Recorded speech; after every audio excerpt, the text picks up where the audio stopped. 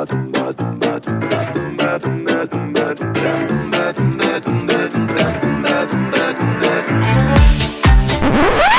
everybody's heard about the bird. Bom dia, meus cinéfilos de sofá! Isso não é um teste, isso é rock and roll! Peguem a sua pipoca de micro-ondas e vamos a mais uma sessão aleatória! Neste maravilhoso podcast, a gente sorteia um filme e debate temas inusitados repletos de jipes, briga de bar e aulas sobre gírias. Eu sou o Tonzeira e Marina. Existe música mais chata pra se cantar no karaokê do que aquela música Era um garoto. Ai, não! Não! Os Beatles e os Rolling Stones. Mais chato que isso é só ei, ei,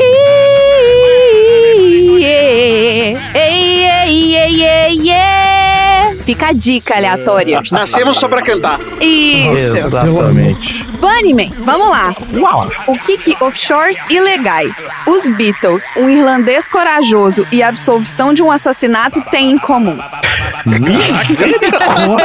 Deus, cara. Tá fazendo bullying com o convidado. Caraca! Talvez a complexidade de alinhar todos os planetas para lhe dar essa resposta, querida Marina. Não sei. Vamos descobrir. Vamos descobrir. Senhor André, o que vale mais? Uma Vietcong dançando polka ou um americano fazendo piada infame em briga de bar? Nossa senhora. Que dureza, hein? Americano, pelo menos se ele apanhar na briga de bar, é uma boa. Tá valendo. Ô, Tom, qual foi o programa de rádio que marcou a sua vida? Sobrinhos do Ataíde. Maravilha, Alberto. De cara. Sobrinhos do Ataíde. Então vamos jogar na palma e na pipoca. Porra!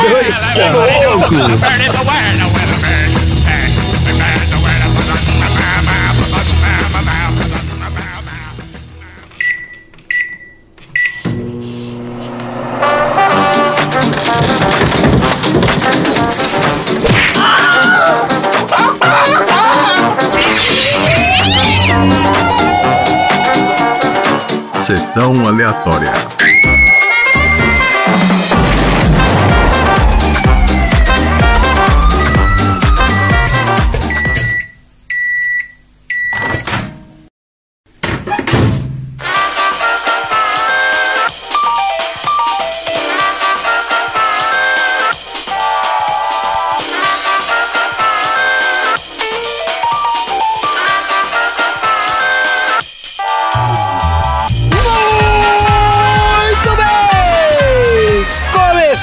Mais um episódio do Sessão Aleatória, o podcast mais radiofônico da Baixa Podosfera. Nossa Senhora!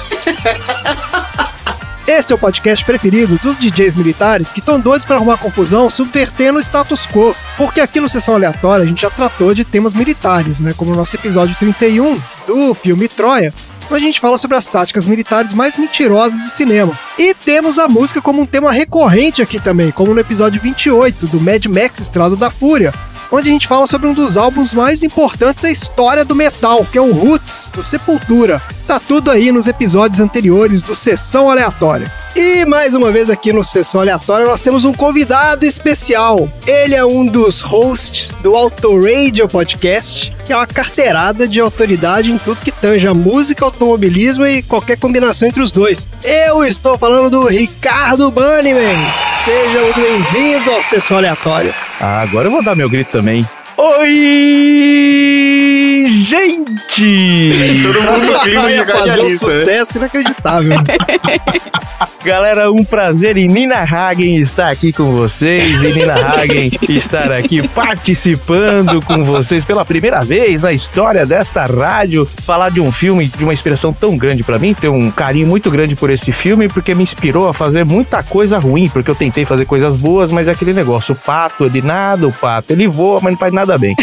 Mas me deu uma inspiração pra fazer o Auto Radio e é muito bacana falar desse filme com vocês, discorrer aqui por tudo que foi o conflito do Vietnã, Adrian Cronauer, tirar um pouco de humor disso aí, que hoje em dia é muito importante, né? Manter a mente sã. Maravilha, vamos falar do filme, vamos falar de tudo isso aí. Mas antes disso, aqui a gente já recebeu, né, o Fabioca, também é lá do Auto Radio, no nosso episódio 40, a gente falou do filme A Chegada. Então a gente tá fazendo aqui o bingo do Auto Radio, né?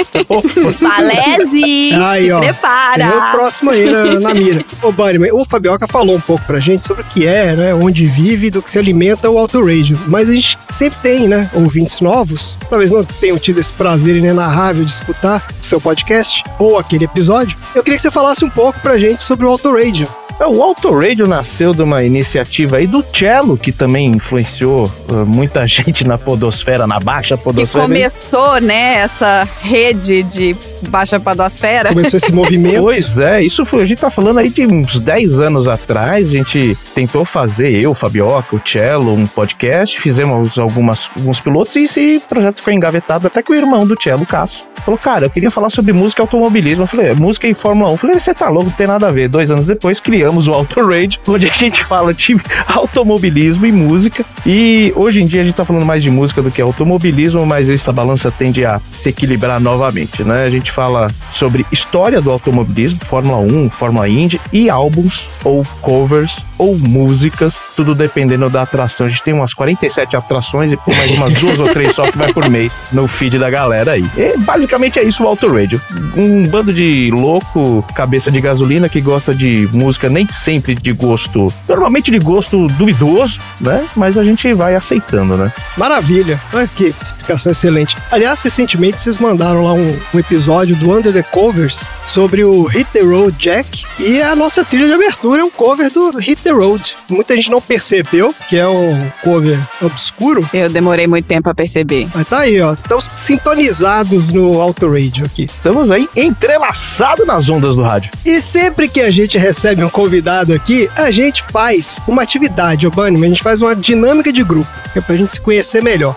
Sabe aquela dinâmica de grupo que você faz na entrevista de estágio? Aí o cara fala que você tem que fingir que você é o CEO da empresa, e os caras te dão lá 20 minutos pra você montar a estratégia dos próximos 30 anos da empresa? Espetáculo. Você vai querer que eu monte uma guerra aqui com um monte de carinha pulando? Eu não sei. Vamos tentar, chefe. Mais ou menos isso. Mais ou menos. A nossa dinâmica idiota sem sentido de hoje é a seguinte. Como host do Auto Radio, você manja de música e você tem o espírito de radialista. Você tem, né, toda a nossa dinâmica vai puxar um pouco de tudo isso aqui, vai puxar um pouco do filme também, mas você tem essa pegada radialista. Você tem lá os seus bordões, você tem seu jeito de apresentar suas músicas, você tem lá o flashback, você tem essa maluquice toda. Então, assim como o personagem principal do filme que a gente vai conversar daqui a pouco, né? Eu sei que a gente ainda não falou que filme que é, mas confia em mim, que tem a ver com o filme.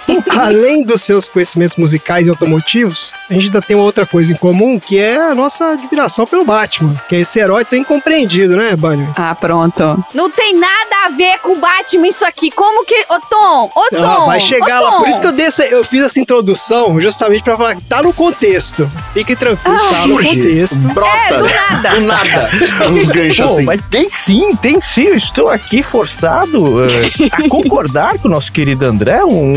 Eu diria que forçadamente a favor dele. Sim, tem tudo a ver com o Batman, sim. Tudo tem a ver com o Batman, gente. É só você fazer aquela, né? A vida, o chiclete block tem a ver com o Batman, cara. Tudo tem o Batman. Ô, Bunny, qual que é a sua história do Batman favorita de todos os tempos? Sem pensar. Putz, Cavaleiro das Trevas, sem pensar. Boa, Bunny, é isso aí. É isso que eu queria que você respondesse. Então, Conluio fudido. Eu só queria que você respondesse isso porque eu não preparei mais nada, entendeu? Essa que é a resposta certa. Mas eu conheço o Bunny, porra. A gente já conversou longamente sobre o Batman lá no PDG, né? E o Bunny falou que a história favorita dele do Batman é o Cavaleiro das Trevas. Então eu já tô ligado. Nada é por acaso. Pois é. A história aqui, então, vai ser o seguinte. Bunny, olha só. A gente vai juntar o tema do filme, a sua habilidade como podcaster e o seu profundo conhecimento sobre o universo do Batman para recriar aqui uma estação de rádio em Gotham City inspirada nos eventos do Cavaleiro das Trevas. que é a obra lá do Frank Miller de 86. Então a nossa dinâmica se passa em 1986. Você tem o seu programa do rádio, que é A Hora do Bunnyman, em Gotham City. E você toca o que você quiser, né, desde que tenha sido lançado antes de 86. E você fala o que você quiser também. E você acabou de receber um boletim com 3 notícias que você tem que ler no ar. Mas você tem que ler no ar com a sua personalidade, não é só ler a notícia, tem que dar, né, a sua opinião, tem que fazer todo o esquema do radialista lá. Você é o radialista mais famoso de Gotham, entendeu? Esse é o negócio. Então é o seguinte, eu vou te passar aqui por WhatsApp as 3 notícias que você vai ler no seu boletim de notícias de Gotham City. Misericórdia! Eu quero ver como é que eu vou me virar aqui. Não, Vai, aceita fazer. mesmo o convite do Sessão Aleatória, E aqui aceita? tem que pagar o mico, do negócio. Ó, tá aí, você recebeu as notícias aí? Recebi, eu tô até colocando no TXT aqui pra ler um pouquinho melhor. Tá, manda ver. Então. Pra aumentar as letras. Pode meter bala? Manda ver, bora lá.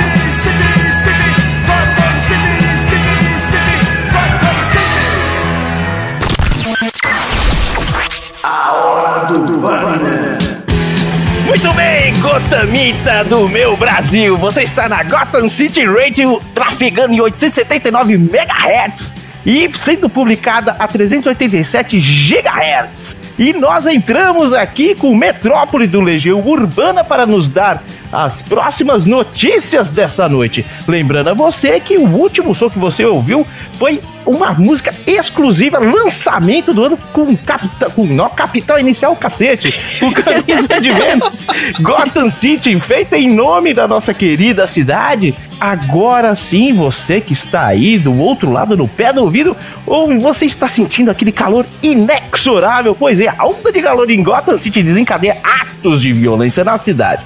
As temperaturas chegam a 44,5 e vão continuar subindo, ou seja, se o ponteiro tá subindo, o pipoco tá rolando. E uma vida nova se inicia hoje para o nosso querido Harvey Dent, que nos últimos 3 anos vem sendo tratado pelo Dr. Bartholomew Wolper no Asilo Arkham. Seu rosto, como todos sabem, foi desfigurado pelo Prêmio Nobel de Cirurgia Plástica, o Dr. Herbert Wheeling, e junto com os médicos declaram que Harvey Dent está curado e pronto para voltar à sociedade. Já o nobre comissário Gordon classificou como precipitada a decisão dos médicos. Eu diria pra vocês aqui, dando o meu pitaco, que sempre uma notícia tem 2 faces. Eu espero que seja a face mais bonitinha do nosso querido Harvey Dent. E o boletim, gente, a última notícia que nós vamos ler aqui agora, uma misteriosa criatura com aspecto de morcego foi avistada na zona sul de Gotham. Dizem que ela atacou e feriu gravemente 3 perigosos assaltantes que assolavam a região. O comissário James Gordon negou-se a comentar se esse poderia ser ou não um retorno do Cavaleiro das Trevas, vulgo Batman. Eu gostaria que o Batman viesse no carnaval, vestido de Carmen Miranda para alegrar as nossas noites. Muito bem, senhores, continue aí, vamos subir o som com Metrópole do Legião Urbana e a gente volta logo menos. A hora do Batman.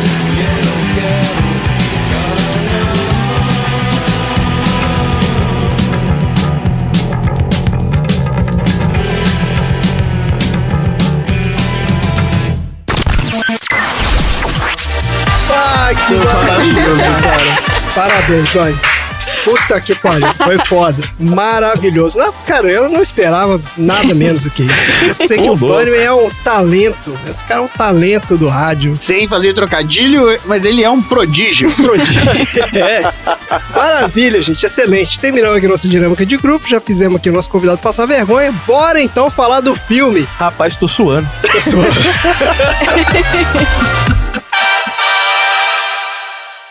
Bom dia, Vietnã! É, isso não é um teste, isso é rock and roll! Tá na hora de curtir do Delta Até ZNM. Será que sou eu ou é um filme do Elvis Presley? Viva Danang, viva Danang, Danang, Danang, pega a namorada pra passear no mangue!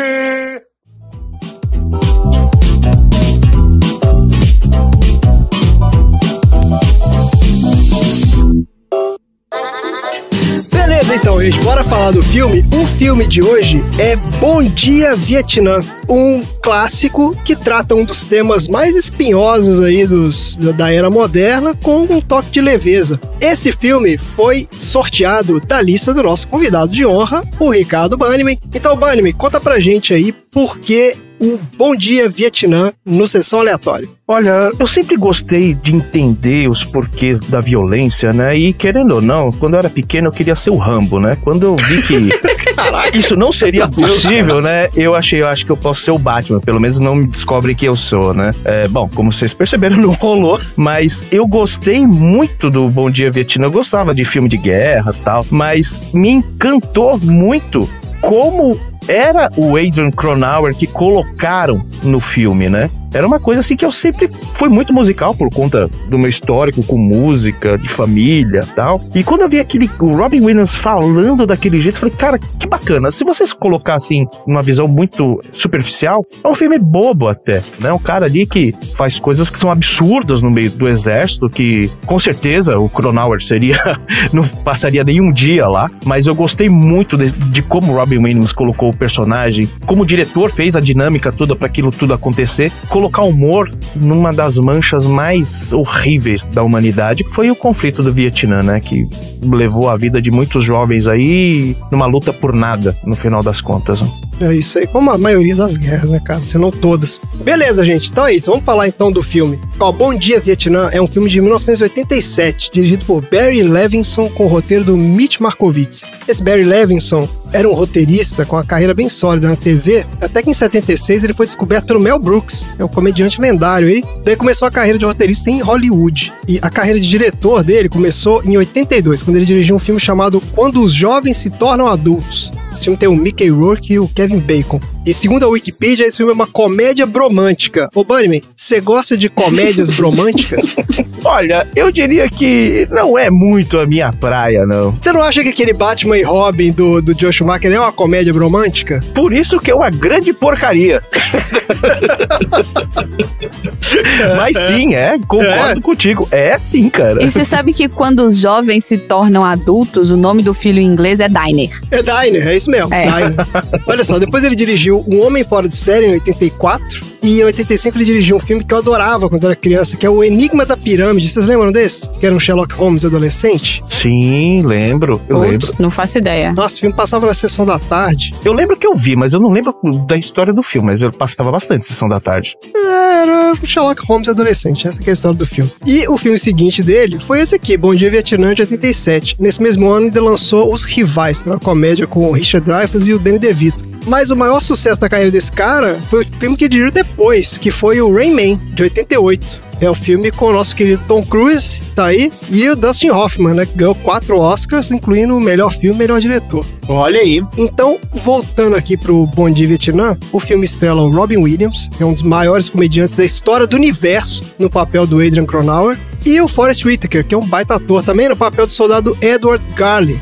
Então a gente vai passar rapidinho aqui pela carreira desses caras. Ó. O Robin Williams, que dispensa apresentações, né, dos maiores comediantes aí de todos os tempos, teve inúmeros papéis memoráveis no cinema. Ele era comediante de stand-up nos anos 70. Em 78, ele estrelou uma série de TV que chamava Mork e Mindy. E daí ele chamou a atenção de Hollywood. O primeiro papel dele foi o Popeye, de 1980. Nossa, é verdade.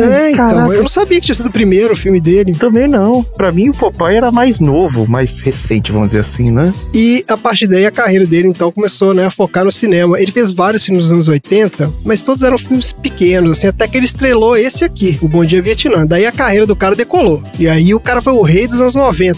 Eu só vou lembrar aqui de alguns filmes marcantes dele, só pra gente, cara, passado por alto. Olha só, Sociedade dos Poetas Mortos, de 89, Tempo de Despertar, 1990, Pescador de Ilusões, 91, Hook, A Volta do Capitão Gancho, também de 91. Depois ele fez um dos papéis mais marcantes dele, que foi a voz do gênio do Aladdin, 92. Vocês até falaram um pouco disso, já né? falamos sobre isso, sim.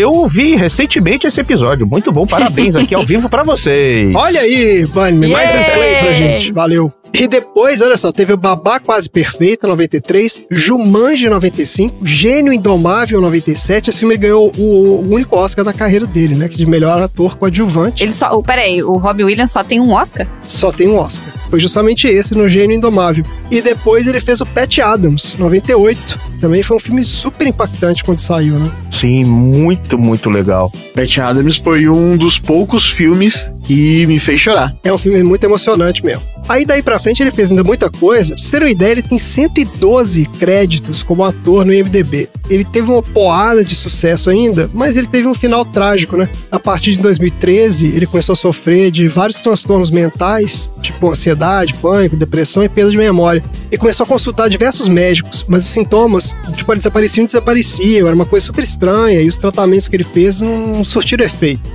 Daí chegaram a diagnosticar ele com o princípio de doença de Parkinson, que tem, né, esse tipo de sintoma. Mas o quadro se agravou muito rápido. E em agosto de 2014 ele se suicidou. E foi só com a autópsia que os caras entenderam o que aconteceu. Na verdade, ele tinha uma doença chamada demência por corpos de Lewy, que tem esses sintomas bem parecidos com Parkinson, mas é muito mais agressiva. Então, muito provavelmente, mesmo que tivesse sido diagnosticado, não é uma doença que tem um tratamento eficaz. Então, não se sabe muito bem se faria muita diferença, sabe? Tem um artigo que a esposa dele publicou numa revista de neurologia, contando essa história da doença dele, que é de cortar o coração, cara. Eu li esse artigo, assim, é muito impressionante, porque conta, né, o progresso da história e tudo mais. Mas, bom, a gente fica com o legado do cara, né? Que é o trabalho de um gênio, pô. Você vê esse cara na tela, troço impressionante. E a gente vai falar mais disso aí pra frente. E eu vou falar rapidinho aqui agora sobre o Forest Whitaker, que também é um dos grandes atores de Hollywood, super premiado e com papéis marcantes também. Ele também tem uma carreira de muito sucesso, a gente já comentou aqui que o primeiro filme dele foi o Picardias Estudantis, de 82, que era aquele filme do Cameron Crowe. Ele também tava nesse filme? Ele tava. Você lembra que eu falei que esse filme tinha uma porrada de ator que tava começando e tal? Ele tava lá também. E a gente fala sobre isso no episódio do Jerry Maguire. Isso. E ele tem uma carreira super extensa, ó, tem mais de 100 filmes também. Tem um muito legal que é o Bird, de 88, que ele faz o papel do Charlie Parker, né, que é um gênio do jazz e tal, uma puta atuação dele.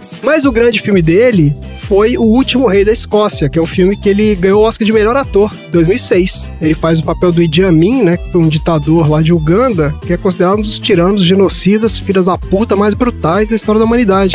Pera. O filho da puta mais brutal da história da humanidade chama Idi Amin? É o ditador lá de Uganda. Pessoas de Belo Horizonte que eram jovens, crianças, na sua infância. Puta, tem isso. Marina, que memória. O zoológico de Belo Horizonte tinha um gorila. Ele era muito bonito, o gorila. Muito foda também, porque, tipo, não era qualquer lugar que tinha gorila. E era o Idi Amin. Então, eu tenho Idi Amin, esse nome pra mim, remete a idas ao zoológico na infância. E agora que você falou, como é que me botaram o nome de um genocida, né? Mas botar o gorila chama Hitler. Não, coisa maluca, né? E não era tipo Idi, era Idi Amin. Não tinha como ser uma coincidência, gente. Era Idi Amin, é isso mesmo. Agora, ele pode ter vindo de sei lá onde que esse cara era também, né? Então pode ser mas que mesmo o gorila... assim, né? Vai trazer um gorila da Alemanha e vai botar o nome de Hitler?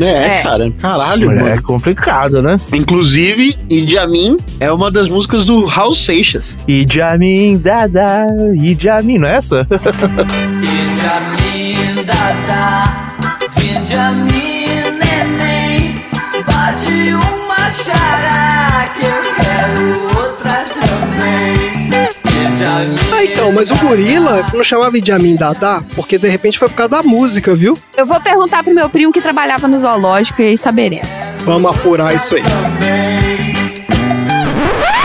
Ó, e mais recentemente, o Forest Whitaker teve no A Viagem, que é o filme que a gente comentou aqui com o Fabioca. E ele era o cara do exército lá. E o pessoal ainda vai lembrar dele de dois grandes blockbusters nerds aí, ó. Ele fez o Zuri, do Pantera Negra, né? Um dos filmes mais legais aí da Marvel. E ele fez o Só Guerreira, no Rogue One, que é o melhor filme de Star Wars já feito. Ah, sério? Melhor. E eu não aceito discussão. Então tá bom. Como você não aceita a discussão, então tudo bem. Pô, eu tô chegando agora, deixa... É isso aí, velho. Tô contigo.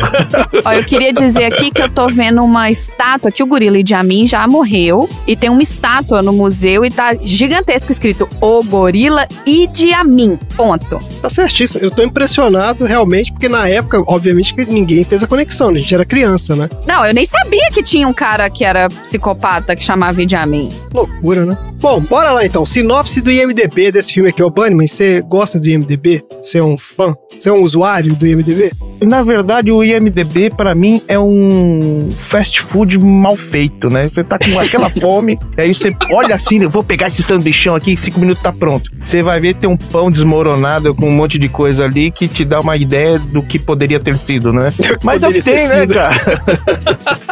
É o que tem.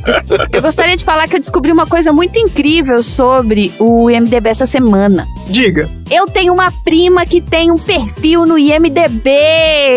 Olha aí. Ela mexe com captação e edição de som. Marcela Santos. Então, se você precisa de captação de som... Olha, Marcela. Ela já fez 4 documentários e filmes, etc. E ela tem um perfil no IMDB oficial. Ela deve captar o som bem mesmo, porque eu lembro que eu levei pra ela um equipamento aqui uma vez que ela pediu. É, a gente já levou vários contrabandos de equipamento já. Contrabando não, foi tudo legalmente levado. Foi que foi pego na alfândega e eu tive que pagar a multa. Teve que pagar. Falando de contrabando, vamos fazer um gancho depois, no final, sobre contrabandos. Só avisando aqui. Beleza, tá ótimo. Vamos fazer esse gancho aí. Ó, eu vou fazer a sinopse do... vou falar da sinopse do MDB, que eu não falei, né? Em 1965, um DJ pouco ortodoxo e irreverente chamado Adrian Cronauer começa a mudar as coisas quando ele é designado para a estação de rádio das Forças Armadas dos Estados Unidos no Vietnã. É isso a sinopse do MDB. Altas confusões durante o conflito. Os primeiros 5 minutos do filme, como sempre, né? A gente tem essa teoria aqui, Bunnyman, de que os caras do MDB, eles assistem 5 minutos do filme e eles fazem a sinopse. Tem tanto filme pra ver, não dá pra ficar vacilando, não. Eles falam que isso aí é pra evitar spoiler, né, cara? Desculpinha, mas tudo bem. Evitar spoiler e evitar pagar alguém pra ver o filme também, né? Isso aqui deve ser o filho do cara que viu. Mas a gente faz o trabalho bem feito aqui, porque a gente faz a sinopse do Sessão Aleatória. Então é o seguinte, o Adrian Cronauer é um aviador da Força Aérea dos Estados Unidos que trabalha como DJ do serviço de rádio das Forças Armadas e é enviado pro Vietnã em 1965 para elevar o moral das tropas em Saigon.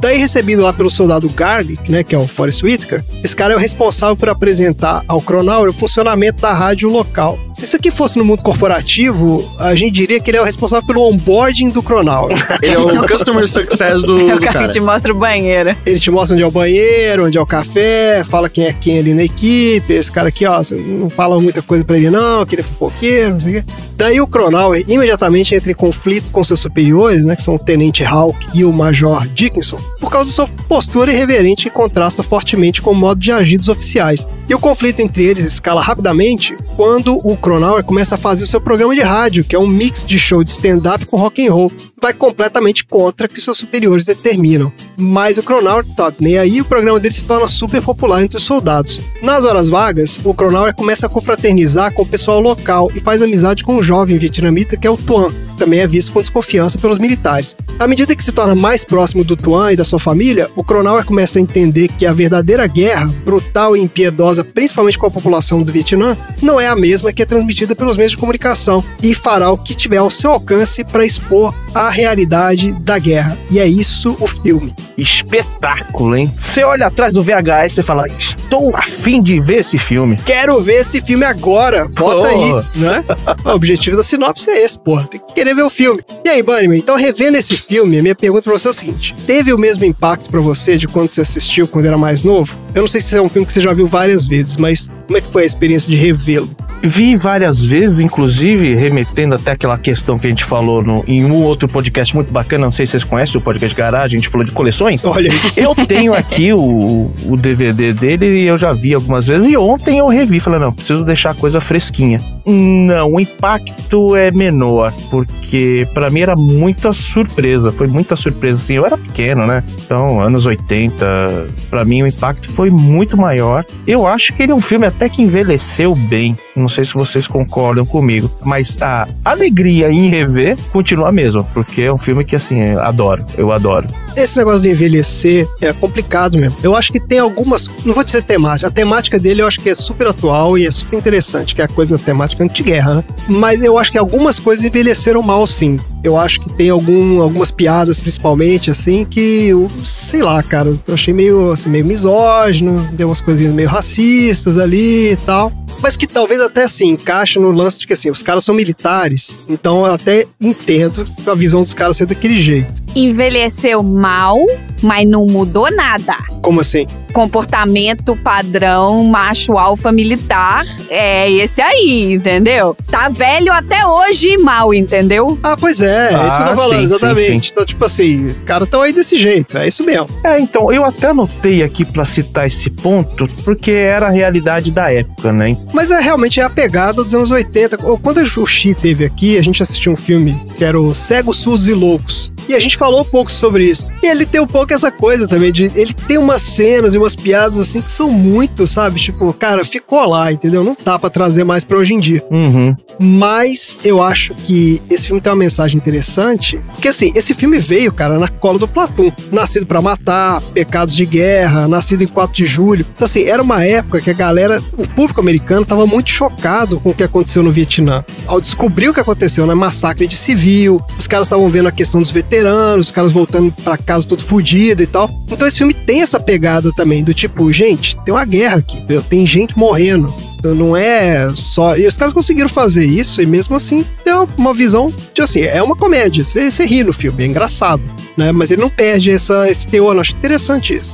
Você, Tom, o que você achou? Esse era um filme que eu não sei porquê, mas eu realmente nunca tive a oportunidade de assistir. Até mesmo pra conseguir assistir agora foi um pouquinho difícil de encontrar, mas particularmente acho que esse era um dos poucos filmes que faltavam do Robin Williams pra eu assistir. Eu fui um cara que cresci assistindo o filme aos fins de semana, e pra quem viu o episódio lá onde eu faço o meu blog do 90 watts, pra quem cresceu nos anos 90, o cara era protagonista de absolutamente todos os blockbusters infantis da época. Ele e o Renato Aragão.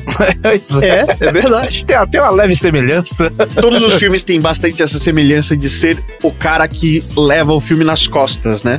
E esse é mais um desses que ele leva o filme nas costas. Você vê ali que tem muita gente que vai se tornar famosa depois desse filme, junto com ele. Várias pessoas. O Tenente, o Sargento Major, o Forrest Whitaker, muita gente vai ficar famosa depois. E é um filme inacreditável de bom. É isso mesmo, a atuação dele é inacreditável, né, cara? Marina, o que você achou? Você já tinha visto, Marina?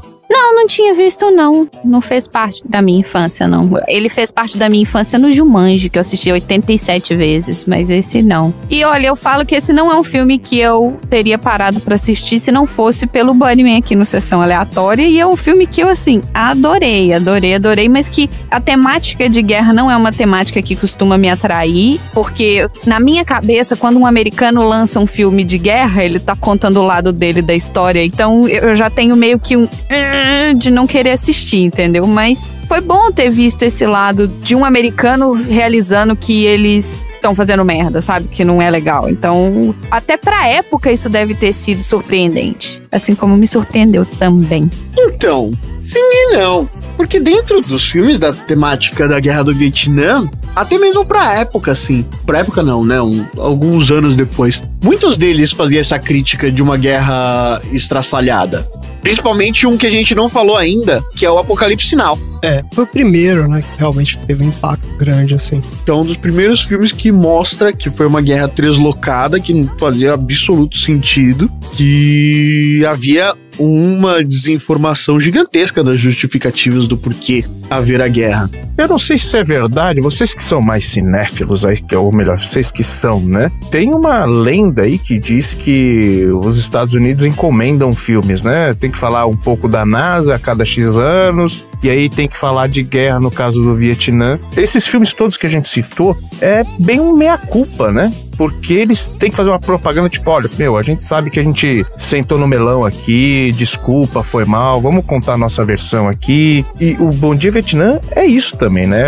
Quando o bar lá, o café explode, eu acho que é o primeiro momento mais tenso que tem ali, que você fala, poxa, peraí, não é uma comédia, pessoas estão morrendo. O Cronauer, quando ele encontra as tropas lá, é nítido, né, que passa um pesar, puta, essa molecada de 18, 20, 22 anos tá indo pra uma guerra. A visão do americano, entre aspas, comum, porque ele era um militar, né, um cara da aeronáutica, olhando e falando, que merda é isso? O que nós estamos fazendo com esse povo e que propagandas a gente tá colocando do tipo, nossos Estados Unidos veio aqui pra salvar os caras e a gente, se não estamos matando, nós estamos sendo o motivo deles estarem morrendo. E nisso a gente pode ver em trocentos outros filmes, né? Eu acho que a Guerra do Vietnã teve esse impacto, a gente não vai entrar nisso aqui, porque nem sabe estofo pra falar disso, mas o fato é que a Guerra do Vietnã teve um impacto muito negativo na visão dos Estados Unidos sobre ele mesmo, né? Diferente das guerras anteriores, que era bem isso que você falou, Marina, que os caras faziam as coisas bem, né, como se colocando como heróis da Segunda Guerra, da Guerra da Coreia, não sei o quê. E nessa aqui, não, né, a maioria das vezes, quer dizer, tem o Rambo lá também, né, que era na Guerra do Vietnã também. Eu não sei se... Mas o fato é que aqui eles já tinham uma visão bem mais crítica, né? Mas esse filme tem uma cena que eu achei muito impressionante, que eu não lembrava que tava no filme, e essa eu fiquei até emocionado mesmo. O Cronauer, ele tá andando lá de jipe com o cara, falando, eu vou embora, não sei o quê, e ele encontra os recrutas lá, né, que estão chegando, um monte de moleque, e aí ele começa meio que fazer um stand-up ali com os caras, e aí vai falando, quem é você? Não sei quem, vai fazendo uma piadinha com um cara, com outro e tal, e você vai vendo ele olhando, né, a câmera vai mostrando os caras, tudo criança, cara, tudo assim, 18, 19 anos, e você vê que ele tá pensando, tipo assim, gente, esses meninos estão indo morrer, todo mundo, entendeu? Esses caras não vão voltar. E aí, passa o primeiro caminhão, e ele vê os caras, e depois vai passando mais e mais e mais, e é só borrão, né? Você já não vê mais os caras, tipo assim, já não tem, você não sabe quem é mais, entendeu? Você só sabe que esses caras não vão voltar mais. Eu achei essa cena muito bonita, assim, e que capturou bem essa sensação, assim, de que, assim, cara, o que esses caras estão fazendo aqui, sabe? E depois mostra o lado um pouco do vietnamita também, né? Que ele toma aquele esporro do menino lá também. Que fala, porra, meu pai morreu, meu vizinho morreu, a mulher dele morreu, todo mundo morreu, então você não vem aqui falar que vocês estão ajudando o meu país porque vocês estão matando todo mundo. Inclusive o menino até salva ele, né? Da explosão no tanque. É verdade, lá. O menino vai lá, né? Eu vim aqui e eu te salvei, pô. Tem essa que vocês vieram me salvar aqui, né? Outra coisa dessa cena aí dos jipes que você citou, André, eu não tinha reparado nessa história do borrão, né? Eu acho que é bem emblemática, né? Os caminhões passando rápido e tal. Mas ele pergunta nome a nome, né? Ele pega lá um monte de... quem é você e você veio de onde? Então, assim, poxa, não é só um número numa plaqueta, né? São pessoas, né? Os caras têm história. O cara veio, sei lá, do Brooklyn, veio da Califórnia, veio de não sei de onde. E ele ainda faz a piada do saiu da escola e veio pra cá, entendeu? Exato. Ele mostra que é isso mesmo. Esses meninos, sabe? É foda. Tem que tocar aquela música lá do... Como é que é? Era um garoto como eu. Né? E aí tem alguns momentos que eles mostram notícias reais, né? Que ficam passando naquela máquina datilografada, naquela impressora datilografada. E uma coisa que constantemente mostra ao longo do filme é de que o governo vai pedindo cada vez e recrutando cada vez mais soldados pra levar pro Vietnã. Quando ele chega lá, acho que eram 500 mil, depois 650 mil, depois 1 milhão, o negócio vai só subindo, né? Vai socando gente e a propaganda de guerra é isso, né? Não vamos falar a verdade, vamos fazer aqui o que uma propaganda... Estamos vencendo a guerra, né? Bom dia, Vietnã. O que será que ele quer dizer com esse negócio? Não sei, tenente. Eu acho que ele quer dizer bom dia, Vietnã. Eu vou te fazer companhia, a gente volta às 4 ainda. E quem deu permissão para programar música moderna?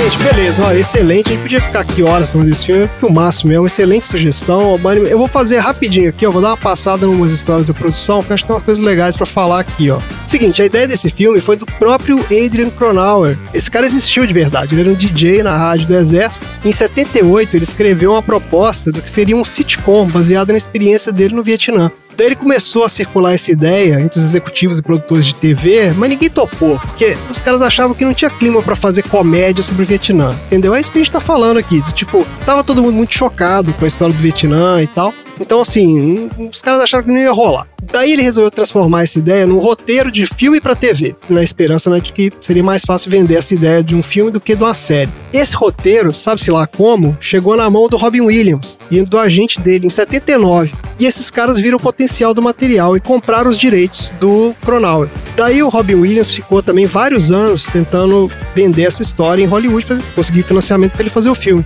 Até que eles resolveram recomeçar o projeto do zero, não estavam conseguindo vender. Ele falou, cara, quer saber? Eu vou chamar um outro cara aqui em 84 eles contrataram esse roteirista, o Mitch Markovitz, pra refazer o roteiro. E esse cara era um veterano de sitcom. Ele era o principal roteirista daquela série MASH. Nossa senhora, do tempo do Chia, essa daí. Esse cara já tinha nome. Então, esse roteiro novo que ele escreveu, aí já não tinha mais nada a ver com o que o Cronauer fez, não. Inclusive, ele conta que o pessoal pediu pra ele dar uns palpites, ele mandou umas sugestões lá e disse que foi tudo ignorado. Que os caras fizeram tudo do jeito deles, foda-se. E mesmo assim foram 2 anos e pelo menos mais 5 versões do roteiro até que o filme finalmente teve o sinal verde lá. As filmagens foram feitas na Tailândia e o Robin Williams, gente, isso aqui é muito impressionante. O Robin Williams improvisou todas as cenas no rádio, na escola de inglês e no jogo de softball. Tudo aquilo foi improvisado, cara. Os caras deixavam a câmera rolar e falavam faz. E o cara saía falando igual maluco. O cara era um gênio mesmo. Good morning, Vietnam! Hey, this is not a test. This is rock and roll. Time to rock it from the Delta to the DMZ. Is that me or does that sound like an Elvis Presley movie? Viva Da Nang. Oh, viva Da Nang. Da Nang me. Why don't they get a rope and hang me?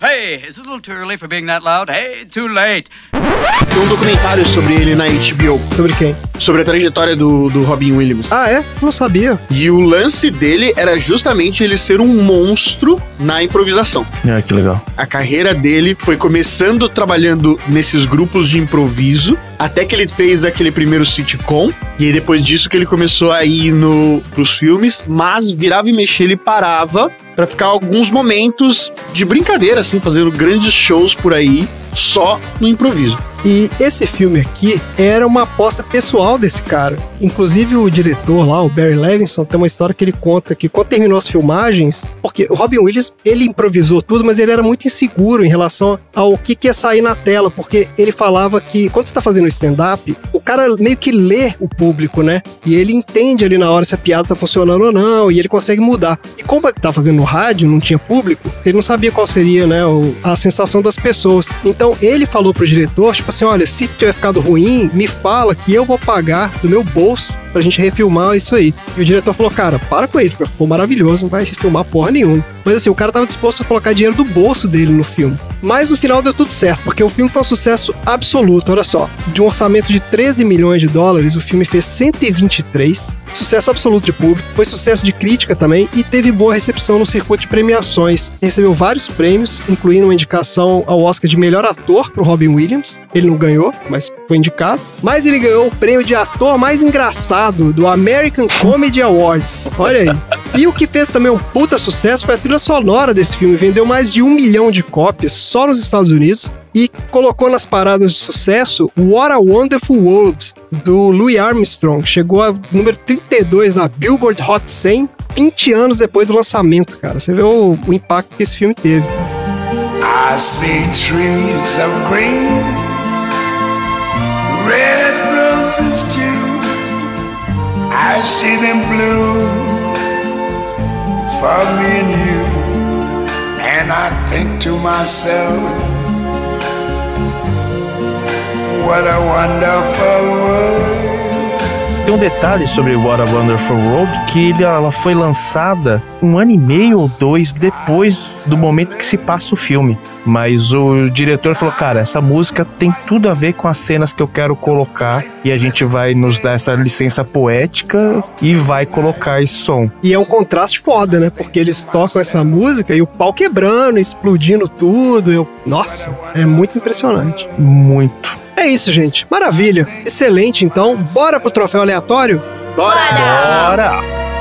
What a wonderful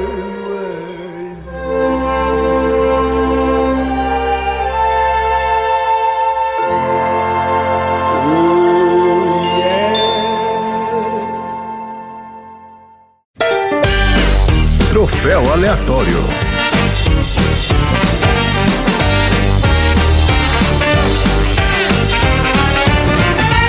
Bora lá, troféu aleatório. Ô, Bunny, você sabe o que é o troféu aleatório? Ah, o troféu aleatório é aquele troféu que você dá para o fato, para o ato ou para qualquer coisa aleatória que envolva o filme ou não. É isso? É isso, é exatamente isso. E você vai dar para os fatos e atos e coisas do filme que mereçam uma premiação inesquecível e imortal. porque isso é que é o troféu aleatório. Muito bem. Vamos começar então com você, Bunnyman, nosso convidado de honra. Qual é o seu troféu aleatório para Bom Dia Vietnã? Let's go embora, então. É o seguinte, você citou aí a trilha sonora sensacional, né? Inclusive, eu tenho aqui o meu exemplar em vinil e o meu exemplar em CD. Olha aí. Mas eu fiquei muito triste que uma das cenas do Robbie Williams na rádio é quando ele tá falando sobre um som chamado It's Alright. Que ele dança, ele pula, não sei o que, é um dos pontos altos quando ele tá lá na rádio.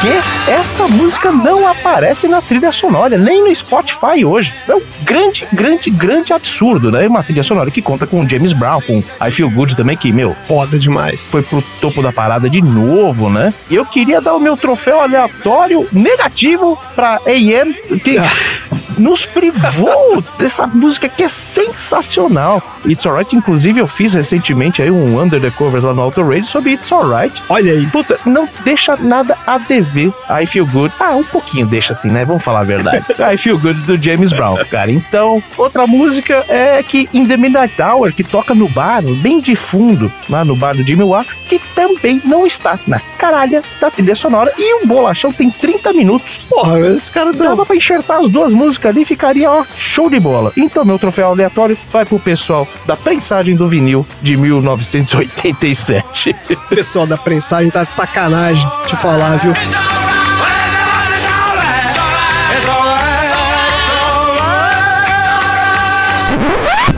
Marina, qual é o troféu aleatório para o Bom Dia Vietnã? O meu troféu aleatório é o troféu bicicletinha sem freio, que vai pra velhinha que vai jogar softball, bate no coco e vai embora. Ela vai embora, sai lá na pedalada na bicicletinha e vai. E foi, e tchau. É o troféu Forrest Gump, né? Forrest Gump. Gente, olha que coisa maravilhosa. Nada daquilo tá no roteiro. Eles falaram pra galera assim, cara, vai ensinando os caras a jogar aí, entendeu? E vai filmando o que tá acontecendo. Então, quer dizer, aquela velhinha saiu correndo mesmo, igual a maluca ali da filmagem, que é a única explicação que tem. A gente falou aí do Forrest Gump, né, que ela segue deu uma louca. Vocês lembram aquele desenho do Charlie Brown lá, que ele fala, eu sou o campeão, não sei o que, tá correndo no estádio, sai fora do estádio e não para. É a mesma coisa. É isso mesmo. Que maravilhoso. E você, Tom, qual é o troféu aleatório? Falando sobre bicicletinha, o troféu amizade abusiva vai justamente pro Forrest Whitaker, que pega uma bicicleta sem roda. Cara, eu não entendi aquilo, sem pneu. Tem pneu, é verdade, né? Sem pneu. Pra seguir o cara. E eu não sei como ele cai só uma vez.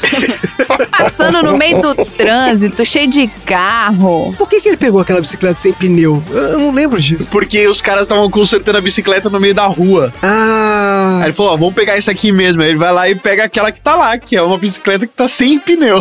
Duas coisas que não fazem sentido, né? O cara sai atrás de outro marmanjo barbado e o marmanjo barbado sai atrás de uma mina totalmente aleatória. Aquilo ali foi muito forçado no filme, né? Totalmente, cara. Eu tô falando, essa foi uma das coisas desse filme que são fodas, porque não faz o menor sentido, né, cara? O meu troféu é o troféu 80 watts, em homenagem ao Chi. Troféu 80 watts de cena obrigatória de filme dos anos 80, que vai pra inevitável cena da briga de bar, né, que a gente já comentou aqui. Que está em todos os filmes dos anos 80. Tem que ter a cena da briga do bar, senão, né, não é filme dos anos 80. Garrafada quebrando. Isso, cadeira voando. A cena que todo sonoplasta gosta, porque o som tá tudo pronto já. Só copia e cola, tá tudo certo.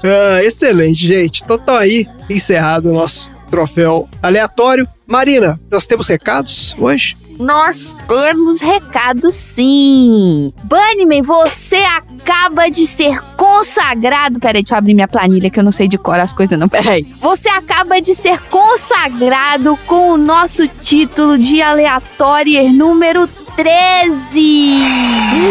Que bom que não é outro número, hein? Sensacional, gostei, adorei. 13 é o número do meu kart a partir de hoje. Vou mudar de 7 para 13. Olha aí! Muito obrigado. É o número da sorte. Eu gosto do 13. E se você, ouvinte, quer se tornar um aleatório, coloca o seu filme no nosso baldinho de pipoca. Você entra no post do episódio e manda o seu filme. Pode ser um filme que te inspirou, assim como o Bunnyman. Pode ser um filme que você adora, assim como foi a Ana Paula. Pode ser um filme que você acha que foi muito surpreendente, assim como foi o da Gabi. E você pode ser sorteado. A gente vai fazer um filme do seu episódio se você for sorteado. E você... Não, a gente vai fazer um episódio do seu filme. A gente não vai fazer um filme do... É, isso aí, vocês entendem. A gente vai fazer um filme do seu episódio.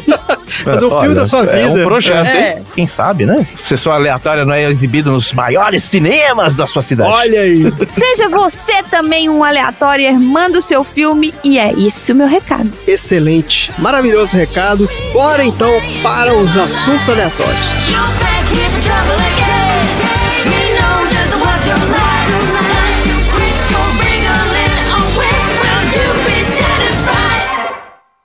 Eu tô cheio das pessoas me dizendo que eu não posso fazer.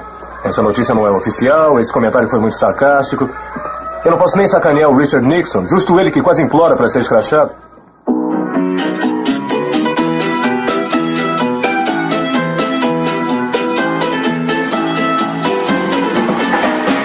Beleza, gente, vamos então para os assuntos aleatórios. Os assuntos aleatórios, o Bunnyman, eles são o prato principal do podcast. Tudo isso que a gente fez até agora não passa de um mero aperitivo. O prato principal desse filme aqui é o pho. Na verdade escreve pho, mas fala pho, que é uma sopinha de macarrão com arroz, ervas e carne, que é uma das comidas mais populares do Vietnã. A culinária vietnamita é super rica, viu? É. Olha, lembrei que não jantei. Tô com fome. Olha aí, olha o erro, cometendo erro. Vamos lá então, para os assuntos aleatórios. Tom, qual é o assunto aleatório da semana? No meu tema aleatório da semana, nós vamos trazer de volta um bloquinho muito querido por mim, que é o Solta a Vinheta aí, Randy. Xadrezinho verbal.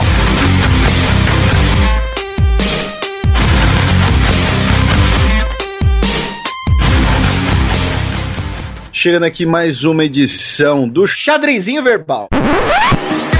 Xadrezinho verbal. Isso faz tempo que a gente não tem.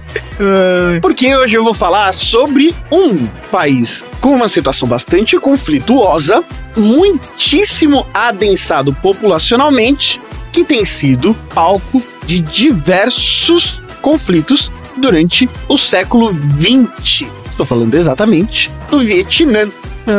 Vamos lá. Mais precisamente, sobre a Revolução de Agosto. Mas antes disso, vamos começar falando sobre o Vietnã. O Vietnã é um estado soberano, localizado no leste da península da Indochina. E, se vocês conseguirem vislumbrar mentalmente, ele tem o formato de uma tripinha no Sudeste Asiático, muito parecido como se fosse o Chile. Ele faz fronteira com a República Popular da China, no seu norte, com o Laos e com o Camboja ao seu oeste e com o Golfo da Tailândia ao sudoeste, assim como a leste e o sul, o Mar da China Meridional, onde há cerca de 4.000 ilhas. Sendo que muitas dessas ainda estão em disputa entre outros países como a própria República da China, como o território de Taiwan, assim como também a Malásia e as Filipinas, também citado no filme.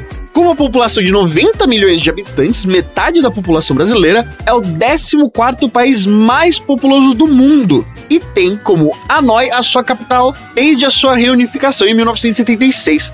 Esse território é historicamente alvo de diversos conflitos, desde a sua primeira independência da China em 1938, a sua expansão por aquilo que é o território hoje conhecido como Camboja no século XVII e as disputas com o Império Francês, quando se tornou a Indochina Francesa em 1887, que trouxe drásticas mudanças políticas e culturais na sociedade vietnamita. Os franceses mantiveram o controle do território até o final da Segunda Guerra Mundial, quando foram invadidos pelo Império Japonês durante o período de 41 a 45, data de um período conhecido como o período da Grande Fome Vietnamita, que causou cerca de 2 milhões de civis mortos neste período. Essa parte da dominação francesa eles comentam no filme também, né? Eles falam várias vezes sobre, os franceses estiveram aqui, agora vocês estão aqui também, tudo a mesma coisa. Inclusive o Tenente Hawk lá, quando ele tenta ser engraçado, ele tem o amigo French. Ah, é mesmo. Exato. Nossa, que falta de sem noção total, né? Pois é. O movimento de luta anticolonial foi criado a partir do comunista Ho Chi Minh, que criou a Liga Jovem Revolucionária Vietnamita em 1985, no norte do Vietnã. Em fevereiro de 1930, uma conferência especial foi dada em Hong Kong pelo próprio Ho Chi Minh e o Partido Comunista Vietnamita passou a surgir. Em outubro de 1985, uma diretiva adotou o nome de Partido Comunista Indochinês, ou da Indochina, até que o partido fosse oficialmente desfeito pelo próprio Ho Chi Minh em novembro de 45.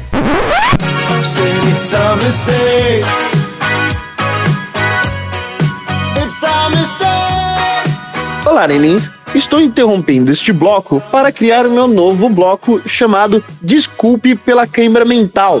Este áudio em qualidade inferior é uma errata. Quando eu disse o ano de 1985, apesar dele ter sido muito importante para a civilização humana, pelo fato de ter sido o ano do meu nascimento, a data da Liga Jovem Vietnamita foi fundada, na verdade, no ano de 1925. E é isso. Tô indo descer para buscar minha pizza. Um beijo. Mais ou menos em torno do dia 9 de março de 45, as forças japonesas atacaram o Império Francês em cada um dos seus centros e removeu a França do controle administrativo do território da Indochina. Em menos de 24 horas, a maior parte das forças armadas francesas foram colocadas para fora de combate. E todo o sistema colonial francês que existia já há 87 anos entrou em decadência, onde praticamente todos os civis franceses e militares foram colocados como prisioneiros pelo exército japonês. De março até agosto de 1945, o Vietnã passou por uma fase chamada de falsa independência, quando os japoneses foram rendidos no dia 15 de agosto de 1945 pela própria Jovem Liga Revolucionária Vietnamita, que imediatamente lançou uma insurreição que havia sido preparada já há um longo período pelo próprio Ho Chi Minh liderando essa iniciativa. Aquilo que era o Comitê Revolucionário do Povo, durante todo o território vietnamita, passou a tomar a iniciativa do controle administrativo do país, assim como, a partir do dia 19 de agosto, a Liga Jovem Revolucionária Vietnamita tomou controle de Hanoi, que era o principal centro urbano que ficava localizado no norte do Vietnã. A partir daí, o governo de Tran Trong Kim acabou abandonando o poder, dando espaço para um novo governo provisório vietnamita liderado por Ho Chi Minh. O Ho Chi Minh declarou independência ao novo Estado Democrático da República do Vietnã, com a sede em Hanoi em 2 de setembro de 1945. Durante esse período, Ho Chi Minh e o Partido Independente Comunista teve diversos problemas e desafios a serem enfrentados, principalmente quando as forças britânicas invadiram o sudeste da Ásia e chegaram em Saigon no dia 13 de setembro de 1945, trazendo junto consigo um novo destacamento de tropas francesas. A chegada dessa ocupação britânica nesta parte do território vietnamita trouxe consigo uma diminuição da força do Estado de Ho Chi Minh e, a partir daí, a necessidade de renegociar a sua independência, porque havia uma divisão territorial do próprio Partido Revolucionário Vietnamita. O norte, onde estava Ho Chi Minh, era onde tinha a capital. No entanto, o sul era controlado por um outro grupo de nacionalistas anticolonialistas revolucionários, mas que não necessariamente em acordo com as determinações da Liga Revolucionária. Com essa mudança nas forças entre as duas consolidações de poder, mais a chegada das forças britânicas junto com o destacamento francês, Ho Chi Minh teve que renegociar a independência com a França na expectativa de preservar a independência e também de evitar uma nova guerra. Em março de 1946, esses dois lados chegaram ao acordo. Ainda que o lado vietnamita tivesse conseguido um reconhecimento francês de independência, Ho Chi Minh concordou de que o governo deveria ser identificado apenas como um estado livre e não necessariamente independente dentro de uma federação indochinesa sob o controle de uma União Francesa. Você achou um meio termo ali para não arrastar o conflito mais ainda. Exatamente. E esse acordo entre franceses e vietnamitas criaram ali algumas negociações sem muitos frutos durante alguns meses. Isso porque o acordo preliminar, que foi colocado adiante, não durou muito. O sul do Vietnã passava por um processo de incerteza com relação ao que seria negociado. E entre junho e setembro de 46, Ho Chi Minh encontrou-se com os principais líderes franceses no Vietnã para discutir não só sobre esse acordo do Free State, como também algumas outras questões administrativas do Vietnã. E quase imediatamente após ter assinado um acordo no dia 6 de março, as relações entre os dois países começaram a se deteriorar, principalmente com relação a quais seriam as diretrizes controladoras do sul do Vietnã.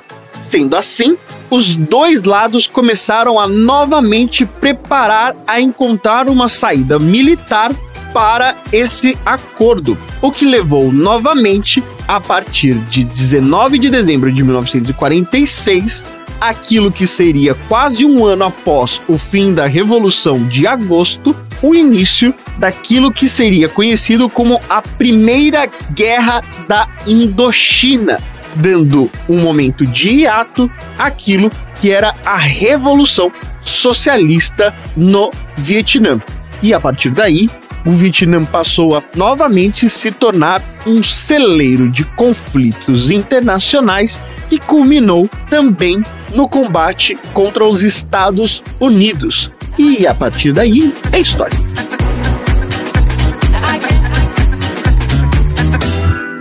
Tá ficando bom esse negócio, hein? Senhor. Edward, eu queria uma explicação. Alguma coisa em particular? Muita gente se empenhou pelo senhor. Milhares de homens escreveram, ligaram, tentando trazer o senhor de volta. E eu acho, sinceramente, que o senhor deve sentá-lo, trazê-lo na rádio, de novo, por eles.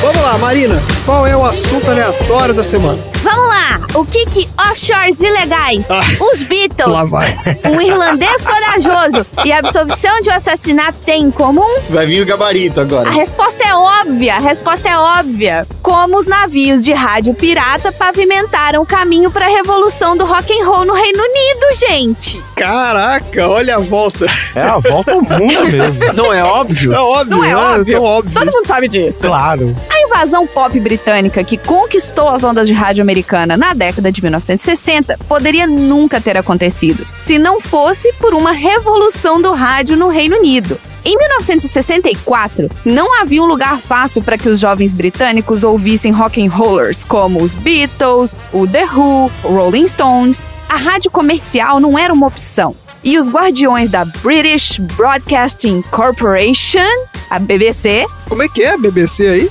British Broadcasting Corporation. Olha só. Uau! Então, a BBC era de propriedade pública e essa música era considerada imoral, antissocial e imprópria para transmissão pública. Rock and roll em geral.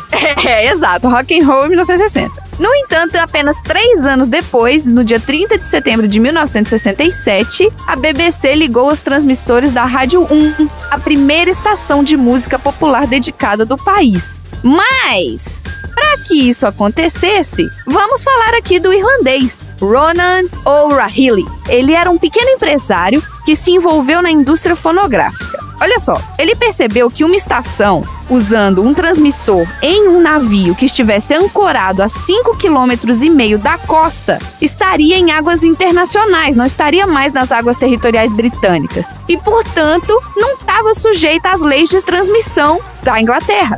Ele chamou o navio de Caroline. A rádio era a Rádio Caroline. Supostamente depois de ver, isso é boato, tá? Foi depois de ver a foto de uma jovem, Caroline Kennedy, dançando no Salão Oval, que pra ele representava uma quebra de autoridade divertida. Caroline Kennedy é da família Kennedy, é isso? Família Kennedy, que ela deu uma dançada assim no Salão Oval. Tiraram a foto. Tiraram uma foto, dizem que é por isso. Nunca saberemos. A ideia do Ronan não era uma ideia original. Ele queria lançar a Voz da América, que fosse apoiada pelos Estados Unidos, já que ele se ancorou no Mediterrâneo. E com isso ele promoveu uma visão de mundo mais ocidentalizada para as terras britânicas. Olha aí. A Caroline foi a primeira estação a fazer ondas na indústria de rádio musical, que foi em 28 de março de 1964. A estação de rádio pirata, ela fez a sua primeira transmissão nesse dia 28 de março, mas ela não fazia ideia se alguém estava ouvindo. Eles só transmitiam. Se pegar, pegou. Um dos primeiros DJs da Rádio Caroline foi Tony Blackburn, cuja experiência de transmissão se limitou ao seu amor pela Rádio Luxembourg, uma estação europeia que reproduzia sucessos pop ocasionalmente captados no Reino Unido. Ele se inscreveu para participar do Caroline depois de ver um pequeno anúncio no The Musical Express, uma revista de música do país. E aí ele foi convidado a embarcar no navio. No navio, ele estava livre de autoridades britânicas e também significava estar livre das restrições de gravadoras e dos direitos dos artistas. A Rádio Caroline poderia importar o formato americano, por exemplo, que era o Top 40. Ele tocava repetidamente os maiores sucessos de hoje e que dava uma projeção maior para esses sucessos, fazendo com que no dia seguinte eles fossem tão requisitados quanto no dia anterior. A pessoa ligava para ouvir de novo, é isso que tá falando? Então, não ligava. Calma que não ligava, porque tá num navio, lembra? Ah, não ligava. O Tony Blackburn, que é esse DJ, ele falou o seguinte, abre aspas aqui, lembro-me de ter ouvido Tom Jones, It's Not Unusual, pela primeira vez pensando que foi fantástico. It's not unusual to see me cry. I wanna die. It's not unusual to go out at any time. E esse foi provavelmente o primeiro sucesso da rádio pirata. Os Rolling Stones, os Beatles, The Who e The Kinks vieram depois. If you should ever wanna be loved. Agora, eles não tinham avaliações. A única maneira dessas emissoras piratas avaliarem uma popularidade da estação seria pela reação direta do fã. Mas os sinais eram bons e foram rápidos. Os ouvintes enviavam malas cheias de correspondência todos os dias para o navio. Alguns pegavam barcos turísticos só para parar na lateral do barco e jogar presentes no convés. Que da hora, viu? Que demais. O Blackburn, que agora era um veterano de 74 anos na rádio britânica, lembra-se de ter dito aos ouvintes que ele distribuiria o vinil obsoleto da Rádio Caroline em seu pequeno carro esportivo vermelho quando desembarcasse no dia seguinte, né? Ele falou então que, eu vou estar no dia seguinte desembarcando nesse lugar e eu vou dar um vinil pra quem estiver lá. Ele levou cerca de 1h30 para conseguir sair do porto, porque tinham centenas de pessoas na rua. E ninguém sabia como ele era, mas todo mundo ouviu falar do carro dele. Então, na hora que a galera viu o carro, a galera entrou em parafuso e não deixava ele sair. Agora, nem todos os DJs eram britânicos. Teve o Mike Pasternak, que era um californiano mais conhecido como o Imperador Roscoe, que ele usava um boné de beisebol preto adornado com uma caveira branca e ossos cruzados. Ele contou à Time, a revista Time, sobre a primeira vez que viu o Mi Amigo. O Mi Amigo era o navio da Marinha Alemã que abrigava a Rádio Caroline. Então eles renomearam o navio de Caroline para a rádio, mas antes era um navio da Marinha Alemã com nome em espanhol. Gente, não faz sentido. Já o Roscoe, ao contrário do Blackburn, ele tinha trabalhado em rádio por 2 anos antes de embarcar na Caroline. Ele trabalhou para os militares a bordo de um porta-aviões no mar da China Meridional. Os pobres britânicos adoravam, mas não tinham a menor técnica, de acordo com ele. Os 2 DJs insistem que a vida era totalmente diferente da representação do barco movido a álcool e drogas num filme de Richard Curtis, que era The Boat That Rocked. Tem um filme baseado na história do Caroline. Então, é isso que eu ia falar. Eu ia perguntar exatamente isso. Eu lembro de ter visto alguma coisa. Eu não vi o filme, mas eu lembro que tinha um filme mesmo que falava sobre essa história. Ele foi estrelado por Philip Seymour Hoffman como o Imperador Roscoe, e de acordo com o Blackburn, eles tinham direito a apenas 2 cervejas por dia no navio. Não é melhor tomar água.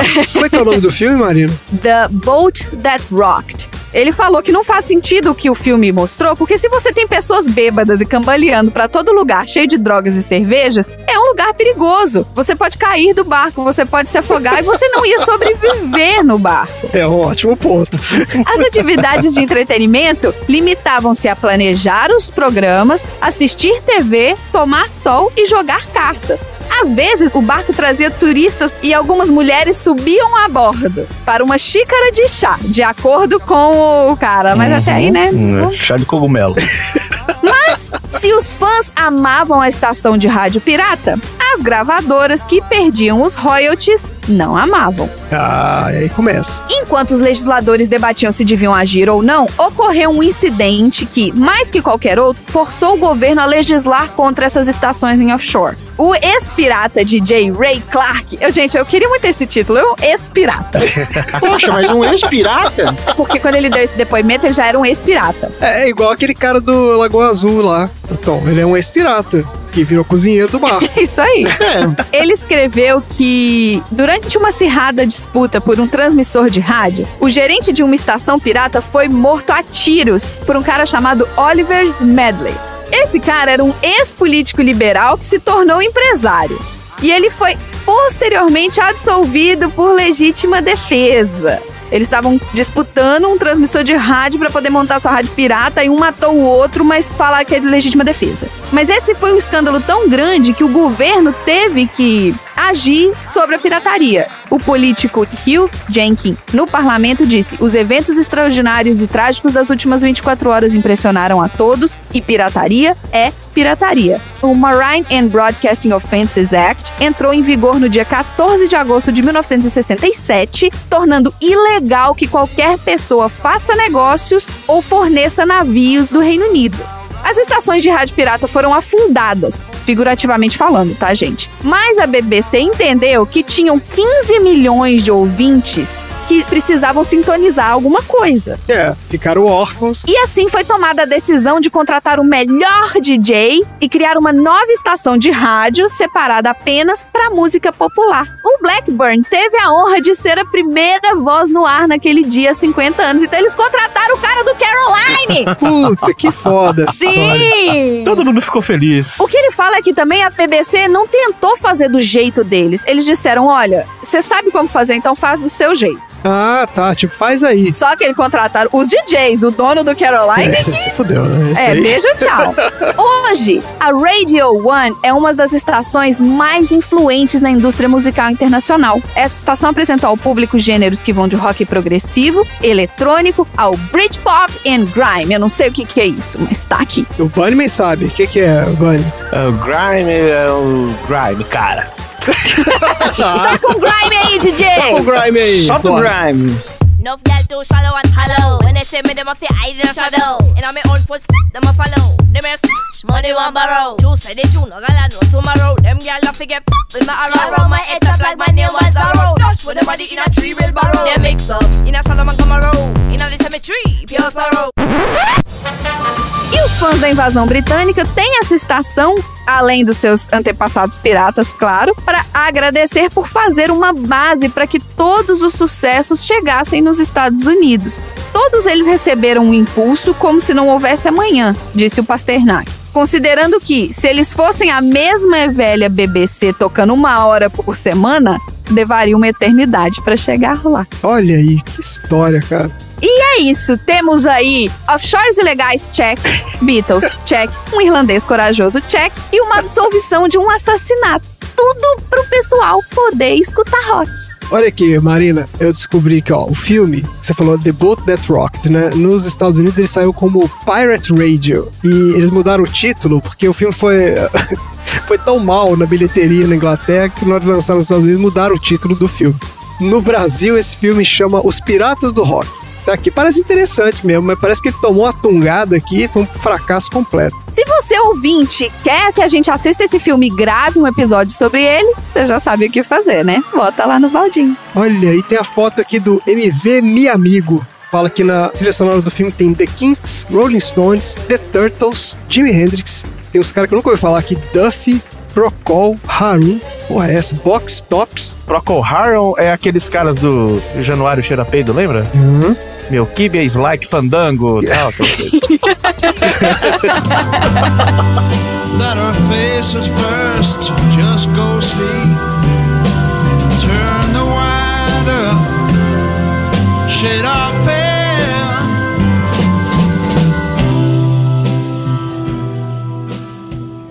Uma coisa tá feia. Ah, e como é que você acha que vai ser a noite? Vai ser quente e molhada! Se eu tivesse uma mulher comigo, tava tudo certo, mas eu tô sozinho no meio do mato e aí não dá. Valeu, Roosevelt. E agora uma música pra você é Nowhere to Run, com Martha and the Vandellas. Essa é demais! Exagerei? Valeu, Marty. Voz de cera, dá um tempo. Agora deixa eu ver.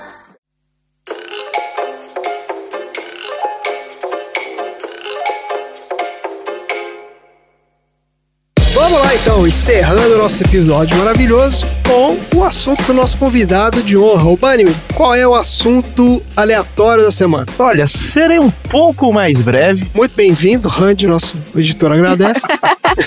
Vamos falar aqui do que rolou no Brasil sobre locutores, né? Não aqueles locutores que falam com a voz empolada, sempre muito com R's e R's puxados e puxados. Eu poderia citar aqui, por exemplo, o grande nobre Eli Correia, né? Ele era o amigão das mulheres. que é isso, cara?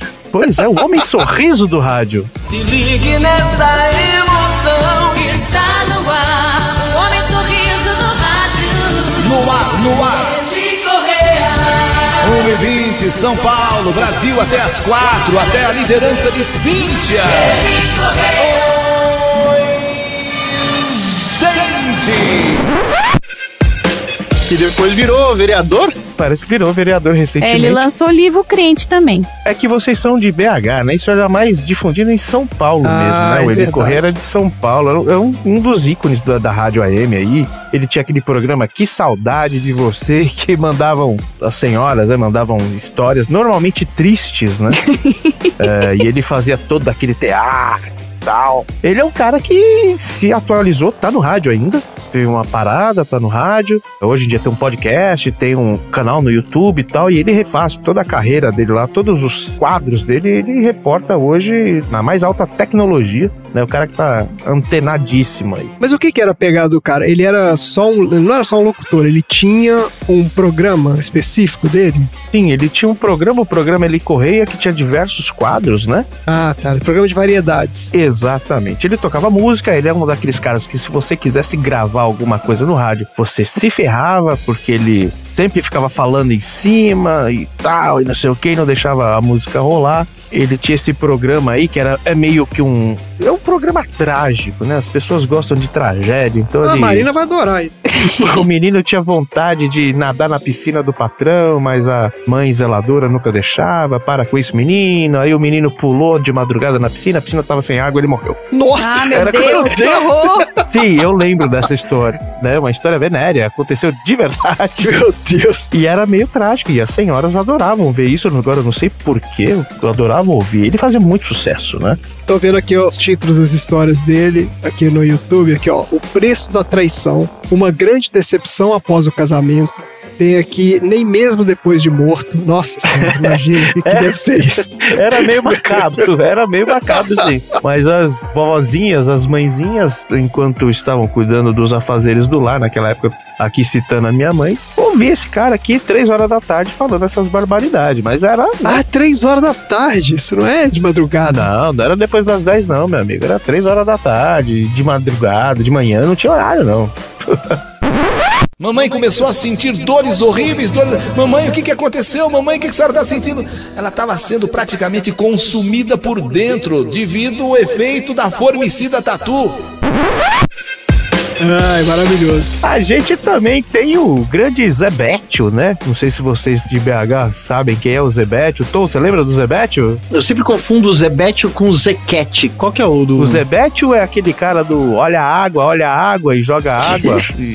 Eu não faço ideia do que vocês estão falando, eu tô muito perdida aqui. Eu vou só sentar aqui no cantinho que eu tô muito perdida. São 5 horas, 2 minutos de 5 e 2 e meio.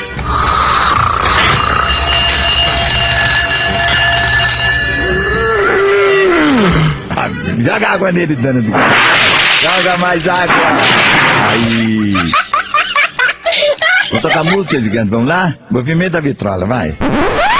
Ó, eu botei Zebétio aqui no Google, apareceu um cara tocando uma sanfona aqui, tocando um acordeon. E isso, ele era um sanfoneiro, ele começou... Tá aqui, Zebétio joga água nele. Ele mesmo, ele começou tocando sanfona, né? E ele tinha o irmão dele, o Oswaldo Betil, que é escreve do mesmo jeito, mas se fala diferente. Também era radialista, muito chegado aí nas modas de viola e tal, né? Esses 2 caras foram grandes astros da rádio AM, mas também não vou falar dele. Tá bom. Ok. O assunto do Bunny, tipo, ó, tá bom. Esse cara aqui eu não vou falar. A pauta é sua, são cara. Menções honrosas. É isso aí. É que são menções honrosas, tá né? Bom. Quem não se lembra, esses vocês têm que lembrar. O grande Tutinha, mais conhecido como Djalma Jorge. Djalma Jorge. Eu lembro desse cara. Ele era do Pânico, não era? É, ele era da Jovem Pan, ele é o dono da Jovem Pan. Fundador da Jovem Pan. Ah, é? Está na hora de se encerrar-se-lhes, de fechar-se as cortinas desse programa. Chefe Brody, gostaria que você fosse nadar comigo, se é possível. Não sei. Depende de que tipo de colchão que você dorme. É de água ou d'água. Chefe Brody, você gosta de cuscuz? Eu prefiro com as mãos. Exatamente. E ele começou a fazer rádio também, um programa humorístico, no qual ele era um cara assim que tudo era lançamento, tudo era exclusividade do programa dele. Então, em 1985, ele falava: olha aqui, agora com vocês, James Brown, não sei o que, exclusividade, só nós tem, só nós quer, só nós toca. E ele misturava inglês com português. Tem bastante material dele na internet, inclusive o Radiofobia tem um feed só com os programas dele, lógico, né? Não é alimentado porque todo o material já foi embora, mas quem quiser, meu, tá lá, tem olhar no feed lá do Léo, tem. Mas também não vou falar. Uma pauta muito boa, cara. Você vai falar de alguma coisa? Só pra eu saber. É uma não pauta. É uma não Essas pauta. foram 3 citações honrosas que eu acho que me marcaram de certa forma, mas esse sim eu vou falar e eu não ouvi este cara quando ele tava online, né? Quando ele estava fazendo sim. Se vocês já ouviram falar do Newton Duarte, vulgo Big Boy? Não ouvi falar, cara. O bordão dele era Hello Crazy People e falava tudo enrolado. Eu acho que a dicção dele era uma merda, né? Me desculpem aqui os fãs, né? Mas ele foi um cara extremamente importante pro rock nacional. Ele era um professor de geografia e ele gostava muito de rock. Ele era um cara assim, era o roqueirão true. E em 67 ele começou a trabalhar na Rádio Mundial no Rio de Janeiro e ele começou batendo na porta mesmo, conhecendo pessoas, falando de pessoas que conhecia isso, conhecia aquilo. Ele saía do Rio de Janeiro para São Paulo no final de semana para comprar disco aqui na Galeria do Rock, nas lojas especializadas, para levar para o Rio, e ele começou a fazer muito sucesso. Quando um locutor faltou, o pessoal, pô, vamos pegar o Newton aí mesmo, né? E aí criou-se o personagem Big Boy. Aí entra o contrabando, ele trazia muita coisa. Ele fez a amizade na aviação e o pessoal trazia muita coisa de fora, né? Então, trazia muita coisa da Europa, trazia muita coisa dos Estados Unidos. Então ele tinha acesso a coisas que não tocavam em lugar nenhum. Que ninguém tinha. Ele é um cara que, assim, não era um cara rico, né? Professor de geografia, acredito que não seja um cara muito abastado. Eu acredito que não também. Mas ele é um cara que ele realmente gostava, ele não queria simplesmente fazer versão. E ele falava, pô, mas esses caras aqui, lembrava muito o Adrian Cronauer quando entrava, depois de um cara que tava lá falando desse jeito, anunciando lá, agora vocês ouviram a última de Richard Clayderman. Ele não, ele fala, hello crazy people, this is rock and roll, não sei o que, e misturava o inglês com o português e trazia toda aquela energia que a Radio One, por exemplo, trazia pros ingleses, né? Depois que o navio afundou, óbvio, é claro. Claro. E ele foi um dos caras que desenrolou esse tom de falar com o público no rádio, né? Que antigamente, como eu disse, todo mundo falava muito empolado, muito certinho, né? Com todos os R's e os S's que a rádio padrão exigia ali de um radialista, de ter uma voz grossa, uma voz, né, possante. Ele não, se você pegar, é fácil você achar coisas no YouTube dele. Cara, ele tinha uma voz de uma taquara rachada, mas o cara, assim, era muito... Ele lembra muito Jack Black, sabe? Um cara despojado, assim. É, ele lembra muito do Jack Black mesmo, cara, é verdade.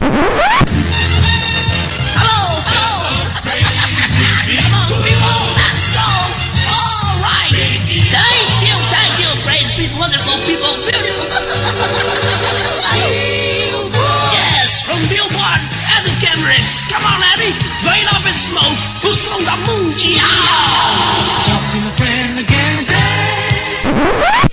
Ele não queria fazer tipos, né? Ele queria saber de rolar o rock. E uma das coisas que foram fundamentais para a inserção do rock internacional aqui dentro, em 67 os Beatles não eram tão populares aqui no Brasil. E quem lançou os Beatles foi ele, em uma dessas encomendas que ele pegou. E o álbum Sgt. Pepper's foi lançado simultaneamente na Inglaterra com o Brasil, por conta desse cara. Caramba! Ele tinha uma puta influência também, né? Uma puta influência sem ter influenciadores. Ele era a própria influência, ele era a própria raiz do rádio contemporâneo da época, né? Da rádio jovem da época, né?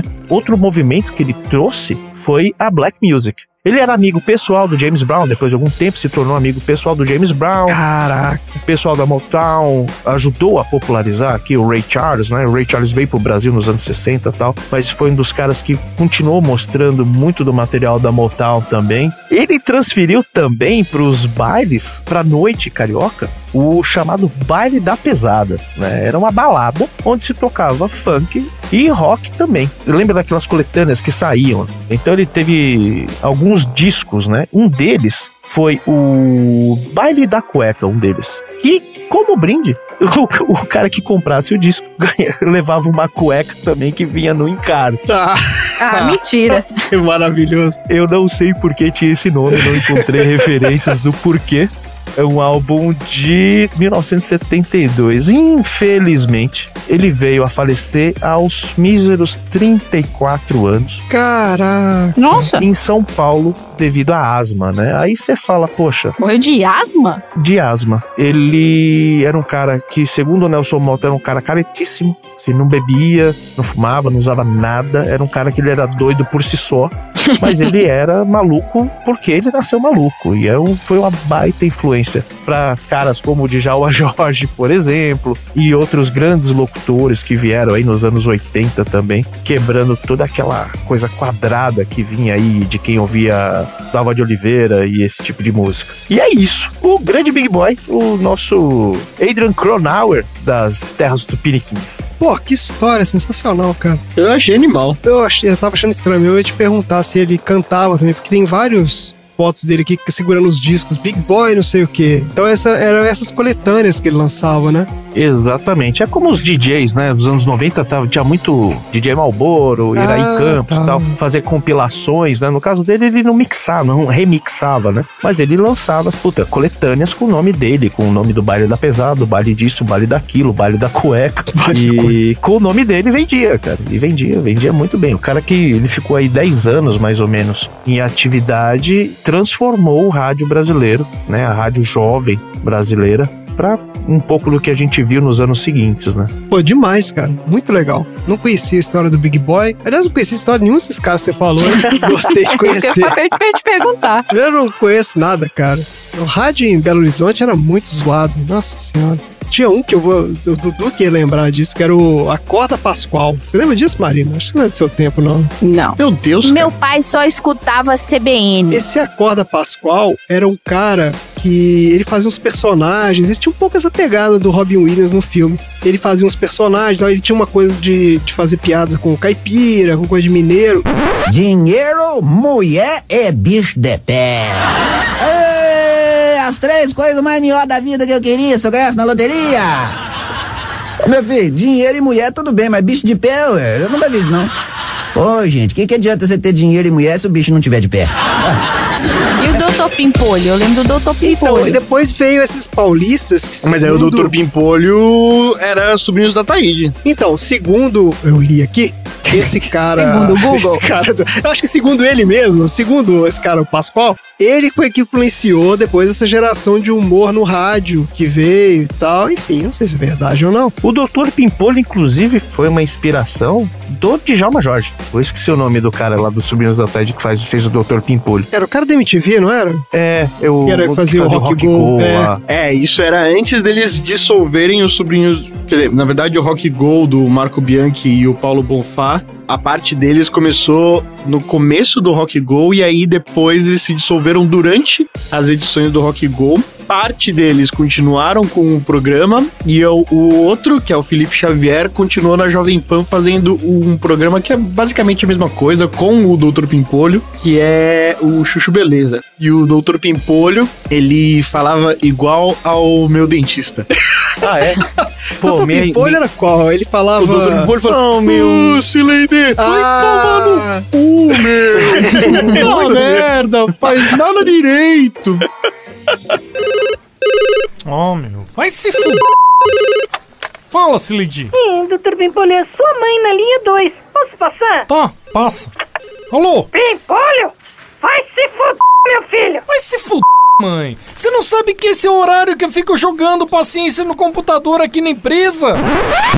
Ele era muito o Djalma Jorge, era igualzinho, só que o Djalma Jorge era um DJ. E o Dr. Pimpolho era o dono da empresa lá. Isso, e ele tinha essa secretária, né? Sileide.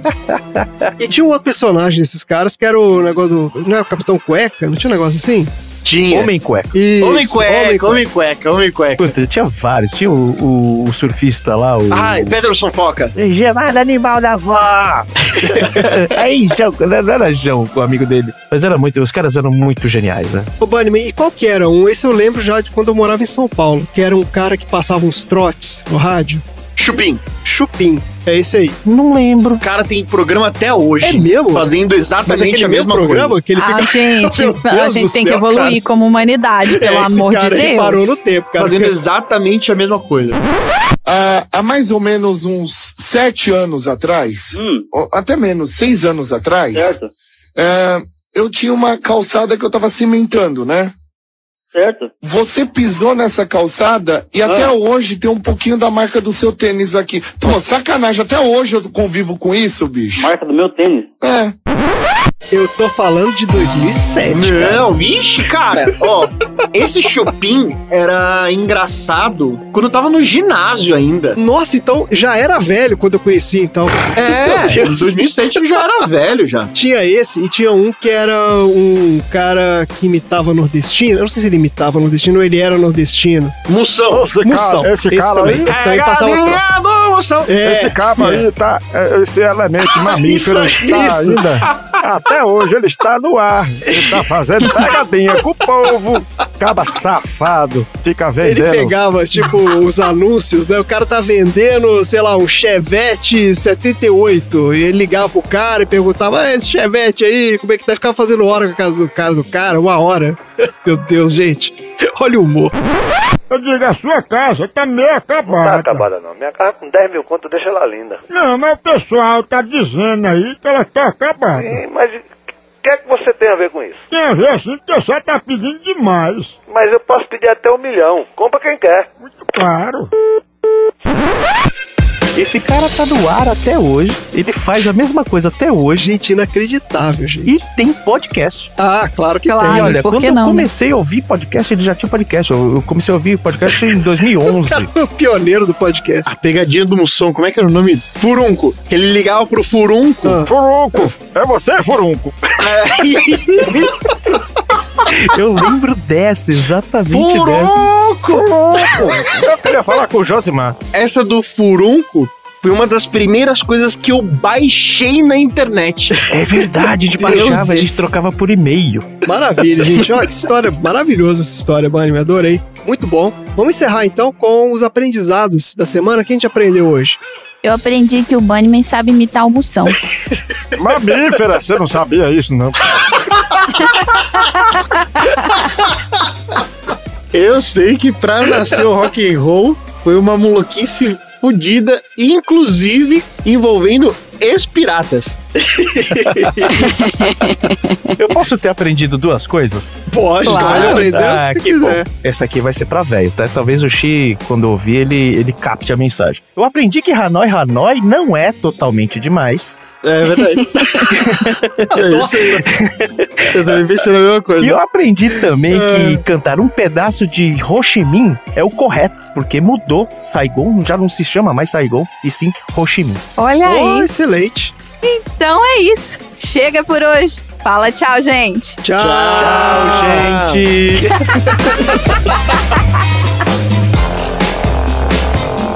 Fim da... Já tá gravando? Já.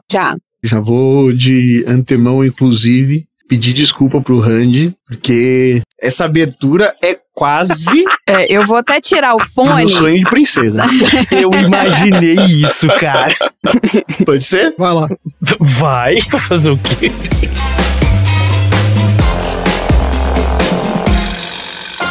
Fim da sessão.